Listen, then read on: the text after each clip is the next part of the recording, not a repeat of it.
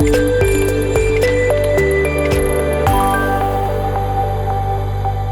పౌర్ణమి సందర్భంగా మహబూబ్నగర్ పట్టణంలోని సాయిబాబా ఆలయాలు ఉదయం నుంచి కూడా భక్తులతో కిటకిటలాడుతున్నటువంటి పరిస్థితి. ఈరోజు ప్రత్యేకించి గురు పౌర్ణమి గురువారం రోజు ఉన్నటువంటి నేపథ్యంలో పెద్ద ఎత్తున భక్తులంతా కూడా సాయిబాబా ఆలయానికి తరలి వస్తున్నారు. తెల్లవారుజాము నుంచే కూడా భక్తుల తాకిడి సాయిబాబా ఆలయాలకు తాకినటువంటి పరిస్థితి. ప్రస్తుతం మనము పాల్కొండ దగ్గర ఉన్నటువంటి సాయిబాబా ఆలయం దగ్గర ఉన్నాము. ఇక్కడికి వచ్చేటటువంటి భక్తులంతా కూడా ప్రత్యేక పూజల్లో పాల్గొంటున్నటువంటి పరిస్థితి. స్వామివారికి అభిషేకము అదేవిధంగా హారతి కార్యక్రమాలన్నీ కూడా చేస్తూ తమ మొక్కులన్నింటినీ కూడా చెల్లించుకుంటున్నటువంటి పరిస్థితి.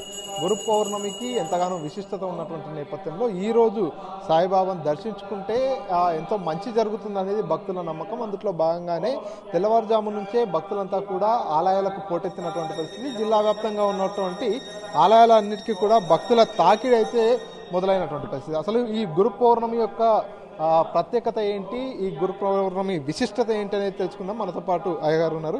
అయ్యగారు చెప్పండి, ఏంటి గురు పౌర్ణమి విశిష్టత ఏంటి?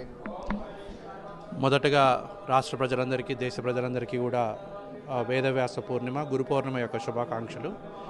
నిజానికి ఇది వేదవ్యాస పూర్ణిమ లేదా వ్యాస పూర్ణిమ అంటారు. వేదవ్యాసుడు వేదవ్యాస భగవానుడు.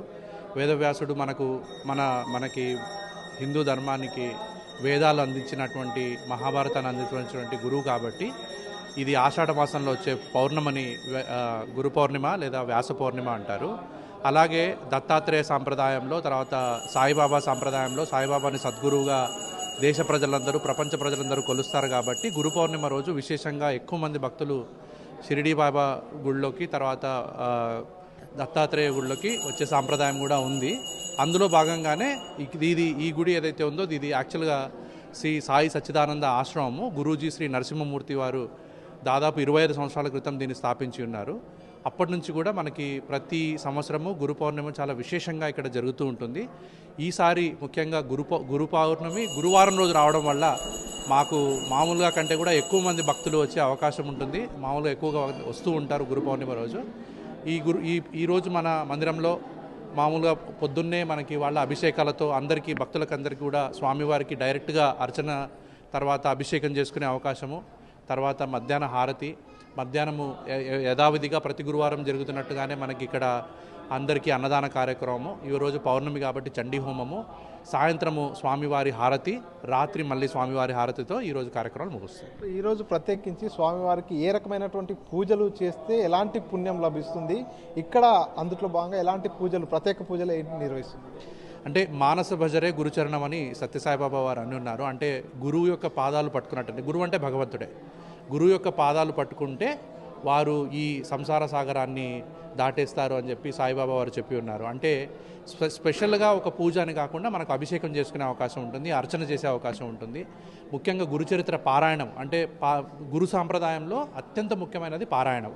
గురుచరిత్ర పారాయణం కానీ సాయి సచ్చిదానంద పారాయణం కానీ లేదా వేదవ్యాసుడు రచించినట్టు ఎలాంటి మనకు సంబంధించిన మహాభారతం కానీ వేదాలు కానీ పారాయణం చేసినట్టయితే విశేషమైన పుణ్యము లభించే అవకాశం ఉంటుంది. కాబట్టి భక్తులందరూ అందులో ఏదైనా ఒకటి పాటించవచ్చు, వారి యథాశక్తి తగిన ఏదైనా చేయవచ్చు.